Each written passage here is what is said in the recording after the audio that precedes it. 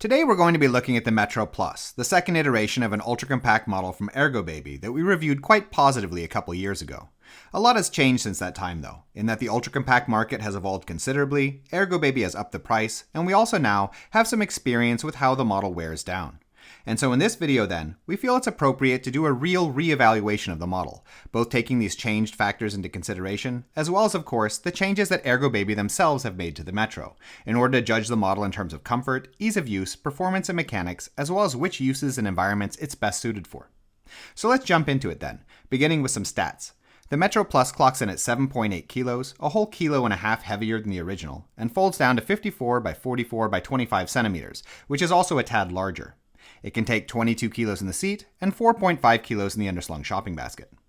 As far as the seat is concerned, the Metro Plus has good padding, a full recline, and an adjustable leg rest, making it quite comfortable for younger toddlers. It also has a newborn apron tucked in under the leg rest, an increasingly common addition these days. And though I wouldn't recommend using the model as a regular all-day newborn solution, since ultra-compacts are too fragile and poorly suspended to provide the same safety as full-size models, this setup will work fine for shorter trips to the park or a secluded vacation destination.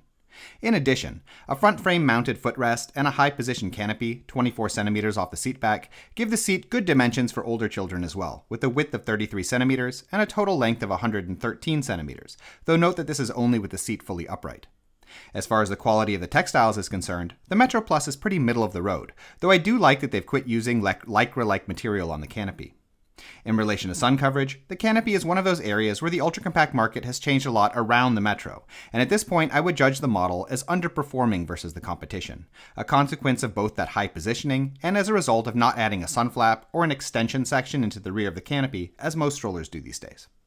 When it comes to parent comfort, the Metro Plus is one of the few ultra-compacts to include an adjustable handle, giving it a range of height between 97 and 106 centimeters. The shopping basket is average for an ultra-compact in terms of size and accessibility, though it is a bit better than the original Metro due to a reorientation of one of the crossbars on the rear frame.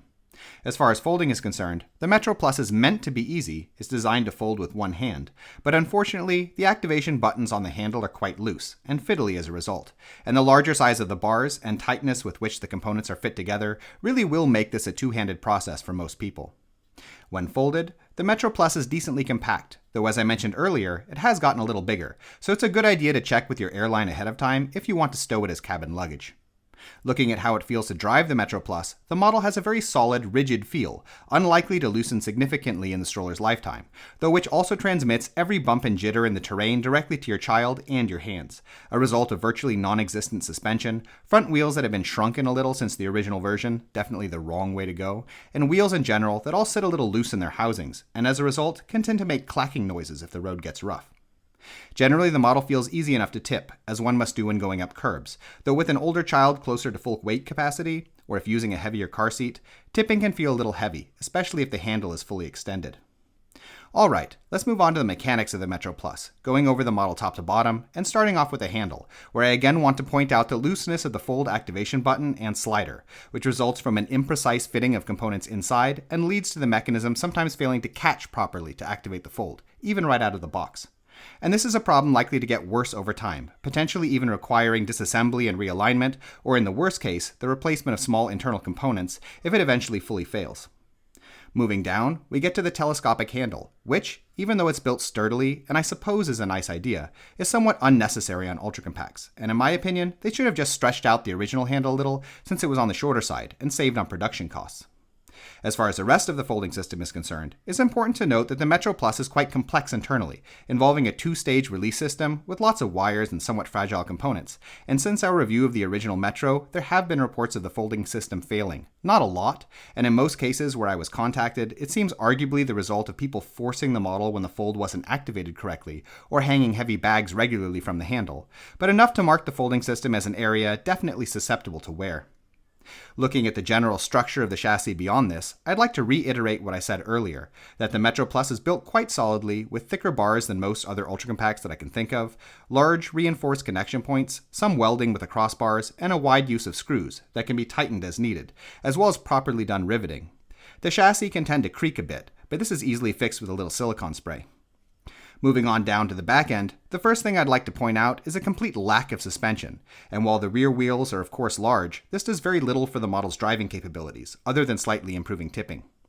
The wheels are also quite loose, right out of the box, not in terms of how the axles fit through the wheels, where the ball bearings are securely protected by a locking washer, but rather as they sit in the housings, which will contribute to an unpleasant and rickety driving experience anytime the road gets a little rough, and which will also likely loosen even more over time. Looking lastly at the brake system, while I admire the primitive simplicity of the Metro Plus's setup, just as I did with the original Metro, in that it makes repair and maintenance generally easier, it is worth noting that there have been some reports of the system breaking, or loosening to the point where the brake pins fall down on their own and lock the wheels. Though I'd like to point out that when this happens, it's usually possible to tighten the brakes up again by just disassembling the pedal and using a filler material, such as a small square of rubber, to insulate the pedal as it rotates around the rear crossbar. Alright, last up is a front frame, where again, I feel that the small size of the wheels seriously inhibits the model's terrain capability. The suspension is also very minimal, and unfortunately, changing the color of the springs to standout metallic orange didn't really help matters. There are no swivel locks, which would have been fine, since you're pretty much confined to smooth terrain anyway, but may actually have been nice on the Metro Plus, since the connection of the front forks to the frame is a bit looser than it ought to be. Note here that I haven't found or heard of any wobble problems with the original Metro, and they have done a couple of things to keep horizontal looseness in check, but a little extra pressure here would have gone a long way, as the looseness does make the wheels a bit noisy when driving. So, should you buy the Ergobaby Metro Plus? Maybe.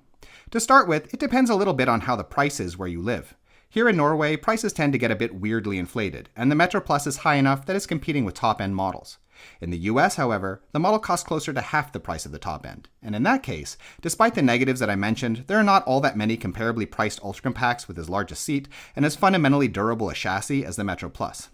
That being said, the price difference between a mid-range and a top-end ultra-compact is a lot less than it is when looking at full-size strollers, so going top of the line for a lot of people won't generally break the bank. But if you are interested in the Metro Plus, as a travel or keep in the car model, or even as an everyday transportation stroller, provided that you live somewhere with exceptionally smooth streets, then I guess it is a model that might be worth considering. In any case, we hope you found this video interesting, and if you did, we ask you subscribe, as it helps us continue making videos in the future. In addition, if you are currently shopping for a stroller, we have a buyer's guide on our Patreon page which lists a wide range of models that we recommend, with a lot of technical and lifestyle related information. You can find it by following the link in the description. Thank you.